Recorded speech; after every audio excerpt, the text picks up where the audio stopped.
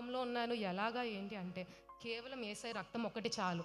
ఒక్క పాత నిబంధనలో మనం చూడొచ్చు, దే హ్యావ్ మల్టిపుల్ సాక్రిఫైసెస్ చేస్తా ఉన్నప్పుడు అవన్నీ వాళ్ళ పాపములు పాపం కప్పబడినంత వరకు మాత్రమే ఉన్నాయి.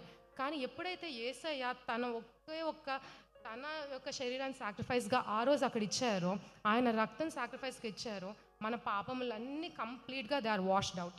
సో దేవుడి నుంచి మనము ఇందాకలా వాల్ క్రియేట్ చేసుకున్నాం. మన పాపముల నుంచి మన దోషములు మన పాపములను బట్టే దేవుడి నుంచి మనం దూరంగా అయిపోయి మనం వాల్ క్రియేట్ చేసుకుంటే, యేసయ్య ఆ వాల్ అనేది పడగొట్టేసి మనకు ఆయన ఒక బ్రిడ్జ్గా వచ్చారు.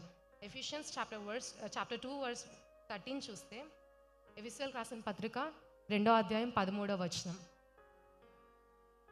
అయినను మునుపు దూరస్తులైన మీరు ఇప్పుడు క్రీస్తు యేసునందు క్రీస్తు రక్తము వలన సమీపస్తులై ఉన్నారు. అంటే మునుపు మనం దూరస్తులమయ్యే ఉన్నాం. మన పాపం బట్టే, మనం చేసిన క్రియలు బట్టే, మనం దూరం అయిపోయాం దేవుడి నుంచి. కానీ ఎప్పుడైతే క్రీస్తు యేసు రక్తం చెందించబడిందో, క్రీస్తు యేసు రక్తం ద్వారా by the blood of lord Jesus Christ మనము దేవునితో సమీపస్తులమయ్యాం. దేవునితో మళ్ళీ మనకు ఒక మార్గం అనేది ఏర్పడింది యేసయ్య వల్ల. ఆయనే మనకు ఒక బ్రిడ్జ్గా ఇప్పుడు మనం ముందున్నారు.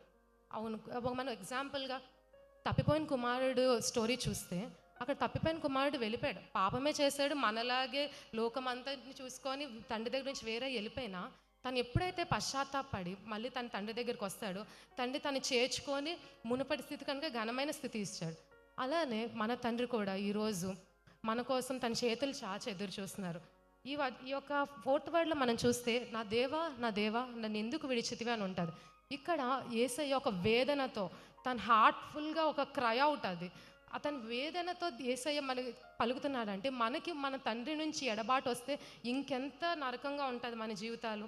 కానీ యేసయ్య మనం అలా అవ్వకుండా ఆయన ఈజీగా, ఆయనే మన కోసం సాక్రిఫైస్ అయిపోయి ఆయన రక్తం ఇచ్చి with his blood we are all pure, మనం హోలీగా మార్చబడ్డానికి, మనం తండ్రి దగ్గర మళ్ళీ చేర్చబడ్డానికి యేసయ్య ఆయన ఒక్క రక్తాన్ని మనకిచ్చారు. తండ్రి మన చేతులు చాపి ఎదురు చూస్తున్నారు. పాపంలో ఉన్నాను ఇది అది అని చెప్పి మనము ఇంకా గిల్ట్ ఫీలింగ్తో ఇంకా మనం ఇంతే అని చెప్పి అనుకుంటే, మరి 2000 years బ్యాక్ దేవుడు చేసిన సాక్రిఫైస్కి వాల్యూ ఏంటి? మన గిల్ట్ అనేది విడిచిపెట్టండి.